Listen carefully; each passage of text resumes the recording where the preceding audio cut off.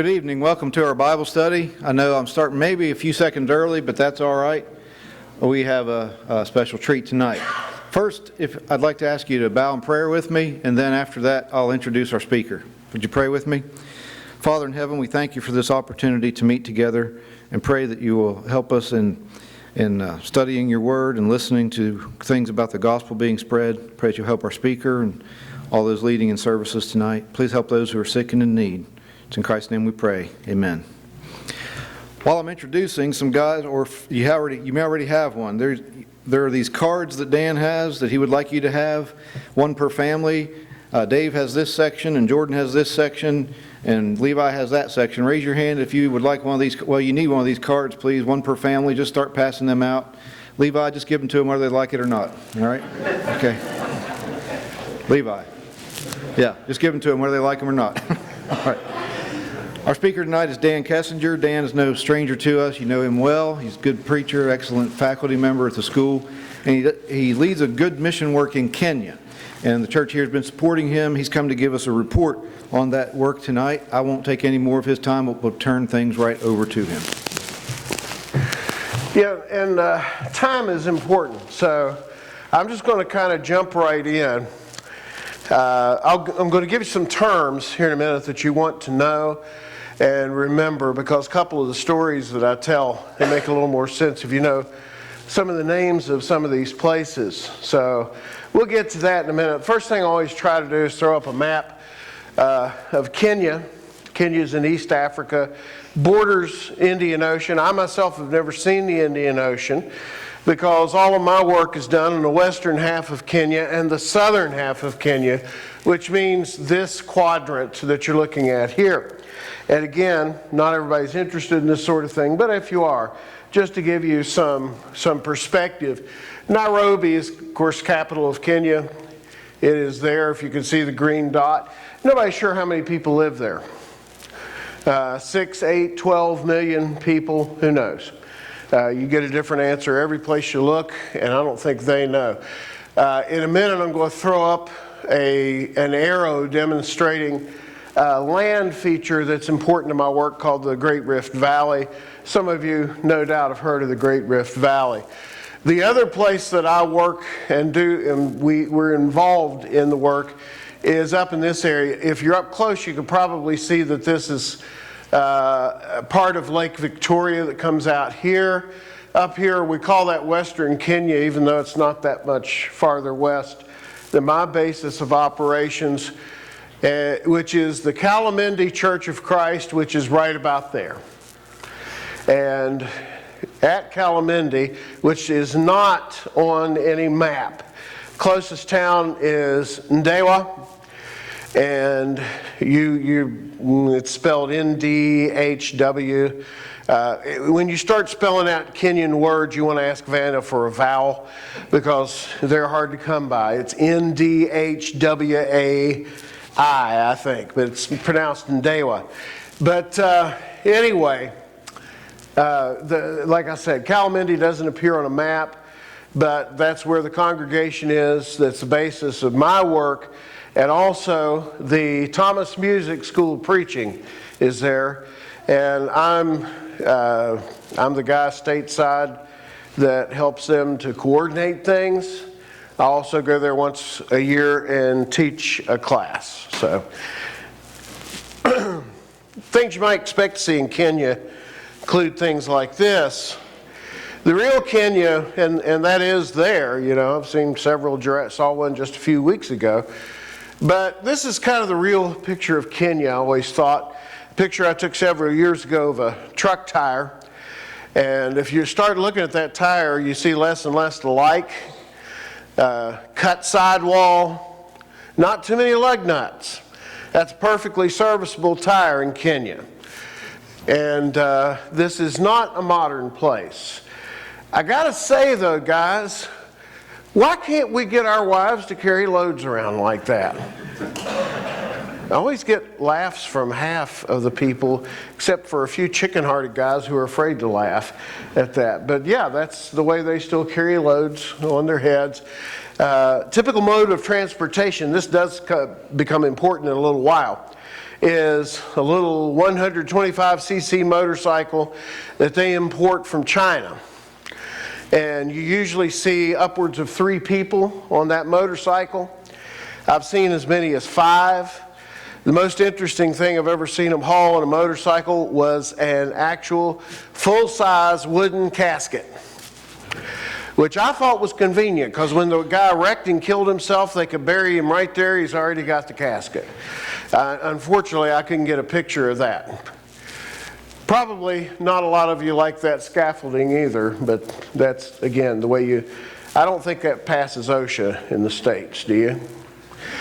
I got to introduce you to some people very quickly. This is my very good friend, Bernard Kagaga.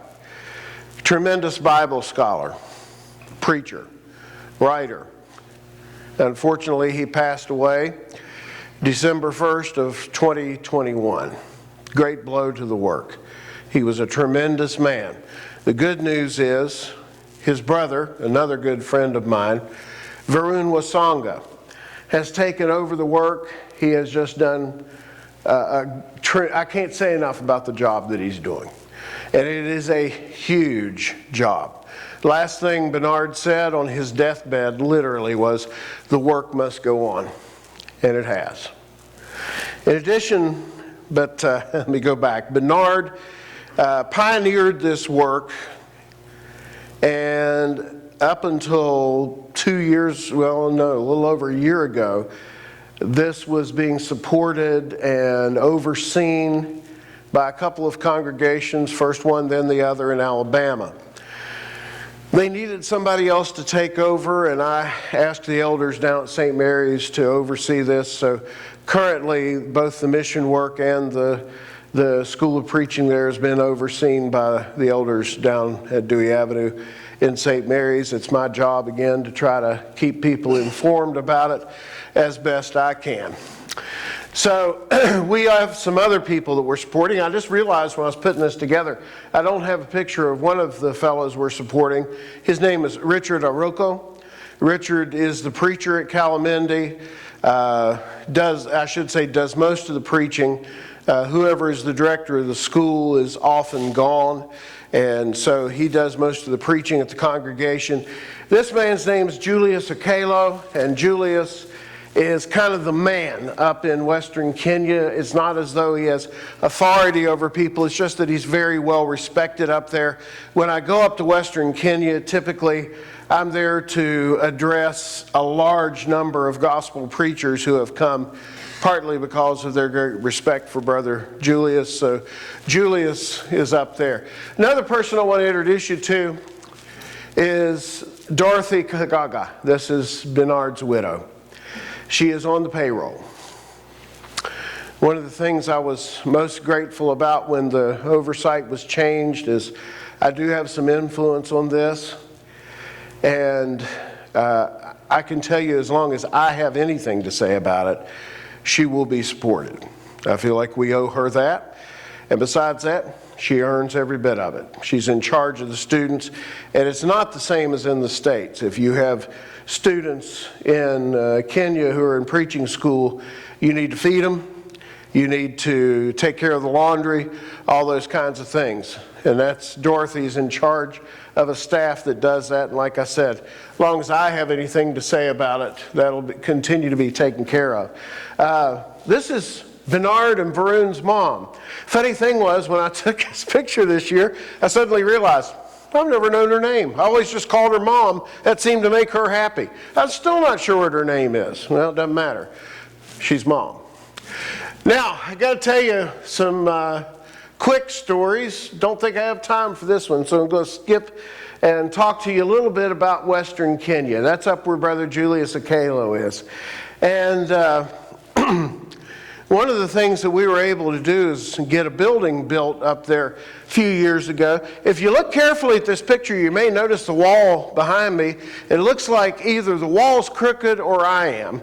And I promise you it is the wall. So we have since built a building that's much more suitable. Now, I don't go into all the world and build church buildings. However, There are some places where obviously it's needed. We can't afford to build a building everywhere where somebody wants a building, okay? But there are some places where it is clearly an obvious need, and I'm going to tell you about a few of those.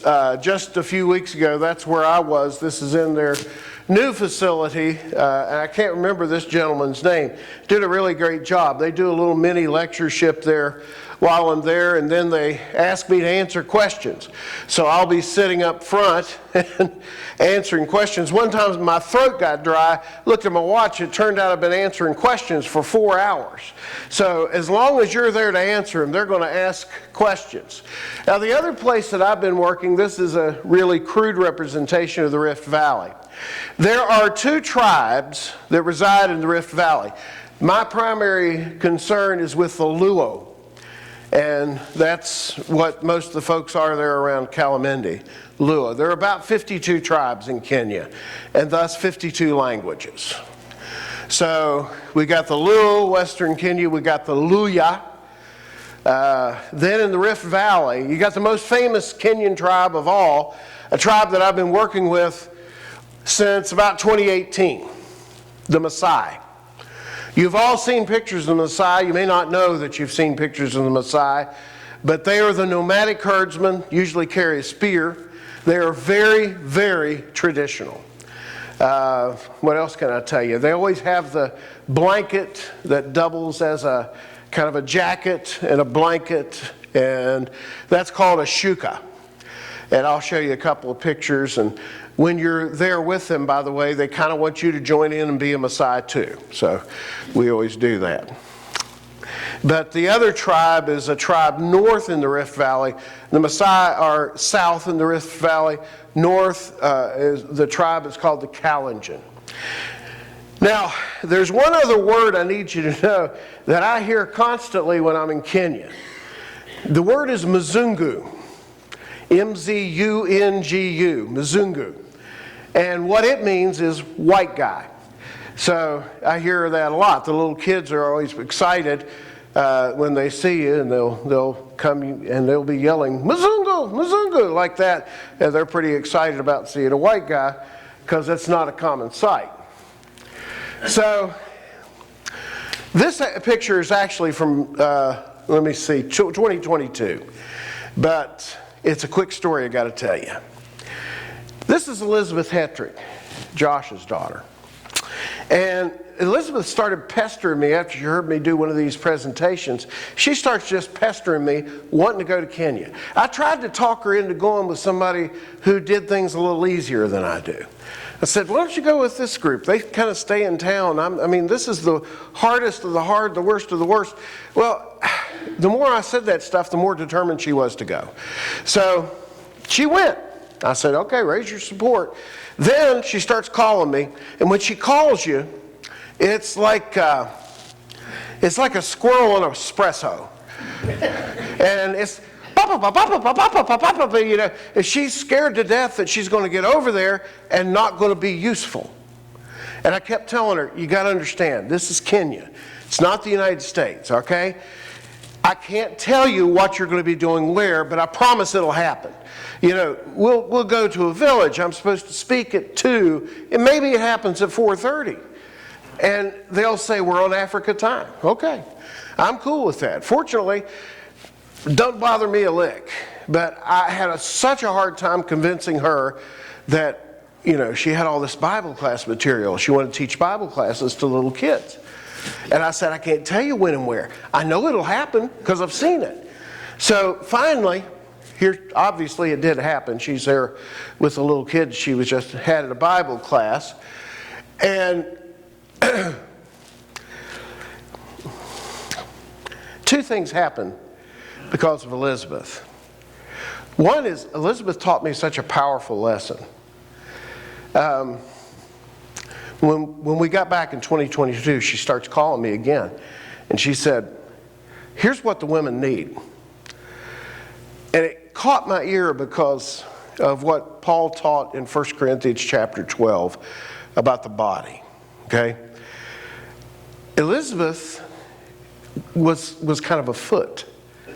Okay?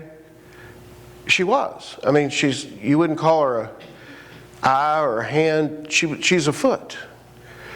She's there to do things that are kind of humble. And because she was a foot, the local women told her about some needs that they never would have told me. They said, well, here's some things we need. We need feminine products. They wouldn't have told me that. Baby stuff. They wouldn't have told me that. But they told Elizabeth. And so she was able, using her role that God had authorized, to do better things than I ever could have on those matters. So I got taught a great lesson. The other great lesson I learned was, here she was actually the next year, came back and did some of that stuff. She came back and sought out those ladies, and she had gotten donations for some of those things that were needed and brought them to us. So the other thing I learned was about nicknames among the Messiah. It turned out after she came in and taught those classes and everything, they were so impressed, they gave her a nickname in their local language, and it meant blessed. That's what they call her. Isn't that nice? Well, I found out I had a nickname too. And me, they call the huge Mzungu. So this year, here I am trying to get up through this, and it's a lot steeper than it looks. It's up in the mountains, and they want me to preach. I'm up there to preach under a tree. That's where they met, was under a tree. 90 people under a tree. I got started, and they're just streaming out of the woods. 90 people. But the Messiah don't have a real good handle on distance or time. Like, they were telling me a story about in a car, the guy keeps saying, it is just here, it is just here, it is just here. 2 hours he kept saying, it is just here. So I'm walking up this path, and I said to Mark, the local Messiah preacher, I said, how far up this mountain we got to go? Guess what he says? It is just here. And I thought, oh no, I can't do this for 2 hours. Fortunately, it didn't turn out to be 2 hours. And by the way, after I found out I was a huge Mzungu, I did stage this picture just to prove it to everybody. Said I want everybody to be cowling in front of the huge Mzungu. This is up in Kalenjin country, and I'm going to kind of rush through that. But again, they were meeting under feed sacks. They do things right there. This is the Chibunyo Church of Christ. They study. They put the time in it. I really think a lot of what they're doing, and I felt like it was a good investment in them. So this is actually from this year. And this is my good buddy Philip, who's the preacher there. And this year, Varun got a deal on a cow and threw it in the back of the vehicle for the 3.5 hour trip home. I thought, I've got a cow, not a calf, a cow. It's hog-tied, but it's a cow in the back seat of the car. So I thought, I must be in one of two places, Kenya or West Virginia. And I'm going to flip through that real quickly because I do want you to hear the stories. This is a pretty good one, though. This is the guy checking to make sure that black mamba isn't in the place where they're fixing to baptize somebody. And they said, oh, you can tell when the mamba's in there because the weeds move. And I thought, I'm going to need a little more than that. The thing might just be having a bad day. Let me move. I don't want to get too far behind. That was from Western Kenya a few years ago, and really good day when we baptized a lot of people. But I actually have 2 baptisms that I want to tell you about in a minute. This is in Western Kenya. You see over there where the cattle are, that's actually Uganda. And you see the guys in the boat, they are smugglers. And they don't really care that I'm taking pictures of them. They wave right back as they're smuggling because they've already paid off the guard. Probably takes about $10. He looks the other way. They smuggle whiskey and they wave. But I'll tell you this. You see the lady in the foreground? I got looking at this picture one day after I got back, and I thought, doesn't that say it all? How do you think about it? In the background, in the same water, you got 2 smugglers. In the front, you got a lady getting ready to have her sins washed away, and it's the same river. I guess it just depends on how you use it, doesn't it? I had the same thought as I was walking to baptize a guy. His name was Julius. He's about this tall. I don't know what was wrong with Julius. I didn't study with him, by the way. I just went there because that's what you do in Kenya. Somebody's going to be baptized, you go witness it. But he was walking, we probably had to walk close to a mile. And there was something, his hand was curled up like this. And he walked like this, just like that. Didn't speak very good English. I just kept looking over at him. He kept looking, we just nodded. Finally, we got to the water. And it was not good water. It was somewhere between a sewer and a ditch. And I had to go over and get in some shade because I was burning. But I was looking at that water, and all of a sudden I thought, isn't that a marvelous thing that God can use that horrible water for the purpose He's getting ready to use it for?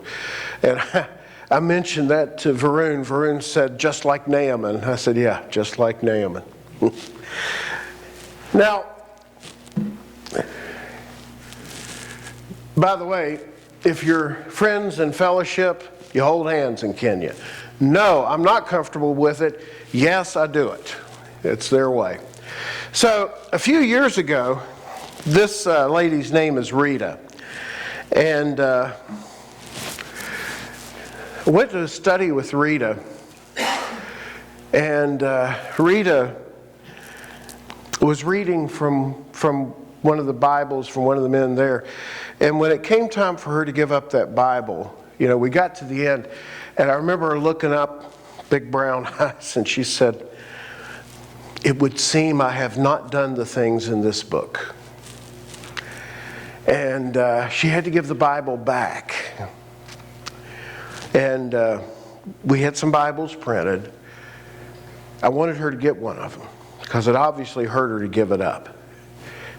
Well, she didn't end up with one. And I had to go back and I asked the preacher closest to her, I said, has Rita obeyed the gospel? No, she's never obeyed the gospel. I said, I want to go see her. I went over the next night and we still couldn't find her, and that's another story. So I had to go back on Tuesday. Yeah, Tuesday. Now here's the problem. Vehicle wasn't available. I had to ride on the back of one of those 125cc motorcycles on a dirt road over the hill about 15 miles away. Now, Varun weighs about 140 pounds. I weigh none of your business.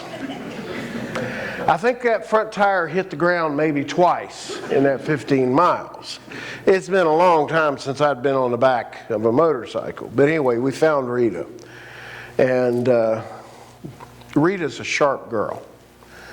She lives in primitive circumstances. She's a widow, but she's a sharp girl. I said, Rita, the same Bible that tells you what to do tells you when to do it. She said, all right, I'm ready. So then, now she's on the back of somebody's motorcycle, I'm on the back of the other, we're taking her there. You see the guy peering over her shoulder? Fisherman. Drunk. And he wouldn't shut up. He thought he was going to sell me a fish. Yeah, like I'm going to buy a fish and then ride that on the back of the motorcycle on the way home. What a great idea. Of course that's what I'm going to do. He would not shut up. Finally, they're checking, make sure there's crocodiles, hippos, that sort of thing, not in the water. And so he's getting ready to baptize her. When he finally does, this guy's griping at us. He wants us to pay him because we scared the fish off. And right as he's talking, his fishing pole goes whoop right out in the water. And he had to jump in, get that fishing pole, retrieve it, get it to the bank. And I thought, Buster, I about had enough. And I said, you owe me money. Pay me money. And he was flabbergasted. What? I said, yeah, we scared that fish onto your hook. You owe us money. So I guess he figured we could call it even at that point. But that's him griping right there as we're baptizing Rita.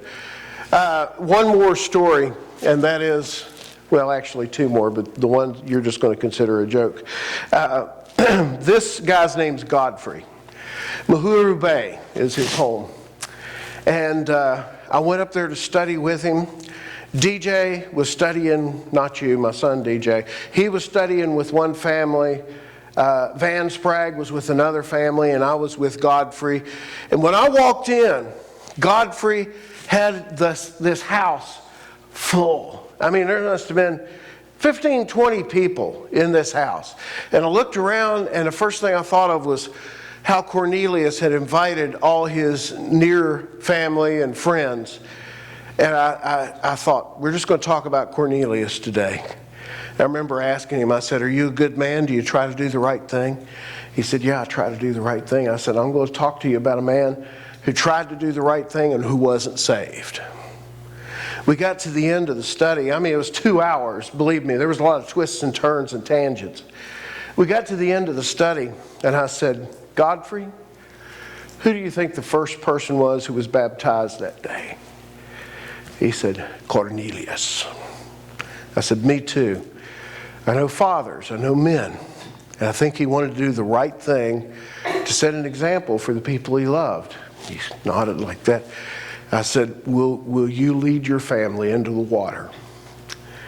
And honestly, when we got down to the water, which was in Lake Victoria, I honestly don't remember how many were baptized. Let's just say it was unbelievably successful. Van, DJ, and I, it was all successful. And we were so thankful. You don't always get to see the fruits of your labors like that. But we did that day. And it was probably the best day I ever had in Kenya. So this is actually a year later. They too are involved in a building project, much needed. But that's me with Godfrey. He's in charge of the building project. Now you might not think to yourself, well, that doesn't make a lot of difference. Sure it does.